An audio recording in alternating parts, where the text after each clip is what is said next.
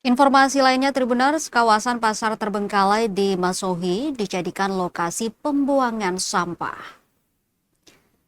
Kawasan pasar terbengkalai di kota Masohi, Maluku Tengah dijadikan lokasi pembuangan sampah oleh warga. Pantauan tribunambon.com di lokasi tepat di Jalan Ina Marina, Selasa 9 Desember 2025, sekira pukul 1 siang, tumpukan sampah telah dibakar. Sampah rumah tangga, sampah plastik hingga sampah bangunan dibuang begitu saja di area Jalan Ina Marina, kota Masohi itu. Walau diangkut petugas, sisa-sisa sampah masih terlihat menyebar dari badan jalan hingga ke bahu jalan. Walau sebagiannya dibakar, sampah-sampah plastik itu menyisakan polusi asap sampah. Kepada tribunambon.com, Daud, salah seorang pria Parubaya yang tinggal di dekat area tersebut, membenarkan bahwa warga sering membuang sampah di area tersebut. Daud mengatakan setiap hari, tepatnya di malam hari, warga mengendarai mobil, juga motor datang membuang sampah mereka. Ia mengaku bukan hanya sampah rumah tangga, melainkan sampah konstruksi bangunan. Dirinya bahkan telah melaporkan kejadian itu ke Dinas Lingkungan Hidup atau DLH Maluku Tengah untuk ditindak.